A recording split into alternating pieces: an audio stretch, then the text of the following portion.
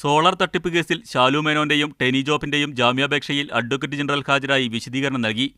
കേസന്വേഷണത്തിൽ ADGPയുടെ പങ്കെന്ന കോടതിയുടെ ചോദ്യത്തിന് AG വിശദീകരണ റിപ്പോർട്ട് സമർപ്പിച്ചു. ADGP A. ഹേമചന്ദ്രന് മേൽനോട്ട ഉത്തരവാദിത്തം മാത്രമാണുള്ളത്. നേരിട്ട് മൊഴിയെടുത്ത കേസുകളിൽ ADGPയെ സാക്ഷിയാക്കാം. സംശയങ്ങൾ ഉന്നയിച്ച് ജാമ്യാപേക്ഷയിൽ വിധി പറയുന്നത് നീട്ടിക്കൊണ്ടുപോകുന്നത് ശരിയല്ല.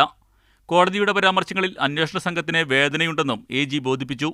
എന്നാൽ ചില സംശയങ്ങൾ കേസിന്റെ ഭാവിയെ ബാധിക്കാതിരിക്കാൻ ഈ ഘട്ടത്തിൽ ദൂരീകരിക്കുക മാത്രമാണ് ചെയ്തതെന്ന് ജസ്റ്റിസ് SS സതീഷ് ചന്ദ്രൻ അറിയിച്ചു. ആഴ്ചയിലൊരിക്കൽ അന്വേഷണ ഉദ്യോഗസ്ഥന് മുന്നിൽ ഹാജരാകണം, പുത്തൂർ സ്റ്റേഷൻ പരിധി വിട്ടുപോകരുത് തുടങ്ങിയ ഉപാധികളോടെ ജോപ്പന് ജാമ്യം നൽകുന്നതിൽ തടസ്സമില്ലെന്നും സർക്കാർ അറിയിച്ചു. അതേസമയം ശാലു മേനോന്റെ ജാമ്യാപേക്ഷ സർക്കാർ എതിർത്തു. സാമ്പത്തിക കുറ്റകൃത്യമാണ് ശാലുവിനെതിരെയുള്ളത്. അന്വേഷണം പുരോഗമിക്കുന്ന ഈ ഘട്ടത്തിൽ ജാമ്യം നൽകിയാൽ അത് അന്വേഷണത്തെ ബാധിക്കുമെന്നും AG വാദിച്ചു.